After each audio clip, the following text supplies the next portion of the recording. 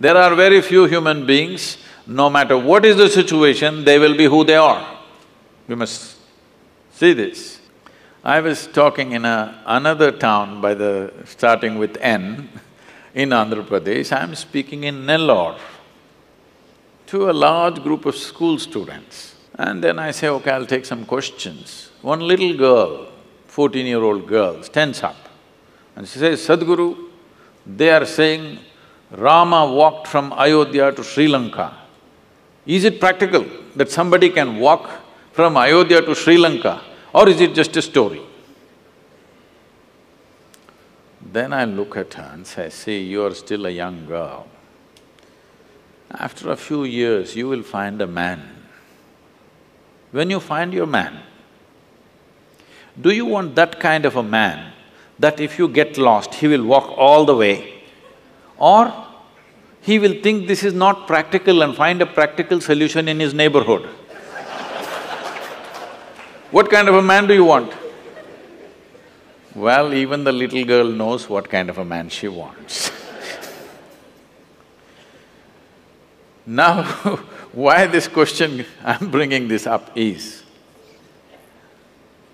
I want you to listen to this carefully, not reacting all the bhaktas. Rama's life is a disaster, a continuous disaster. King born as a prince, coronated as a king, just married with his young wife, some political stuff, ends up in the jungle.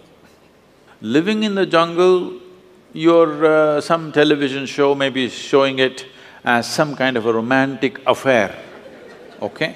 Living in the jungle is not a romantic affair, believe me.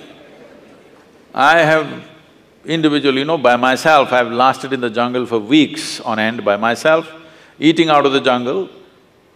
After 3-4 weeks when I came out into the town, people wouldn't recognize me. That's how it would be. So with a young wife, she's not a tribal woman, she's a princess. Living with her in the jungle is not a romantic affair. It's a tough life. Knowing that it's very difficult, his brother also follows him to assist both of them because he knows what will he do with this young woman in the jungle.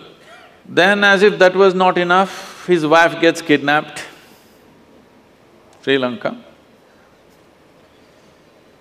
And then, because the wife means so much to him, he walks all the way, despondent, not a nice trek, not knowing whether she is alive or dead or what has happened to her. He walks down all the way, builds up a Tamil army, goes across, burns down a beautiful city, kills many people, gets back his wife, goes home.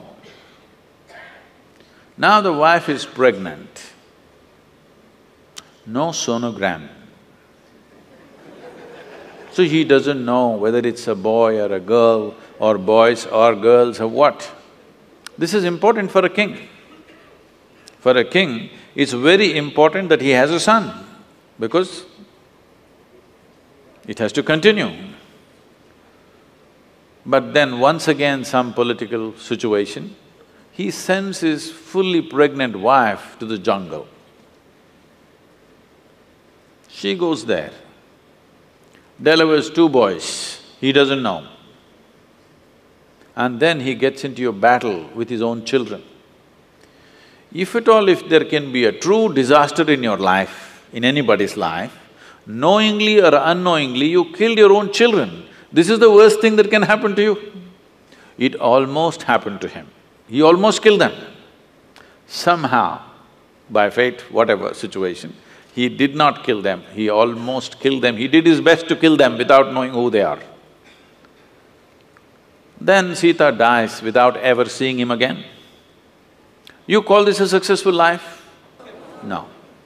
But we worship him. Why do you worship a failure like this? Because no matter what disasters happened, the man did not become angry, hateful. He did not lose his balance. He maintained his balance 100%. He did not give up any of the values and ethics with which he lived. A continuous disaster, a serial disaster he is, but unmoved, untouched. It is this quality that we are bowing down to. We are not bowing down to him because he's a super success. He's a super failure, but within himself, do what you want. You cannot take away who he is. One of these incidents that happened in his life happened to most people, they would all be cracked up. Yes or no? Just one of these disasters happened in people's lives, they will crack up in their minds. Serial disasters, but total balance. We are bowing down to that quality because this is inner management. If you go out to do things in the world, you cannot control what the world will throw at you. But what you make out of it is 100% yours. You wouldn't mind stepping into any situation, facing anything in the world because you are in a blissful chemistry. Rama is in a peaceful chemistry. No matter how many troubles you throw at him,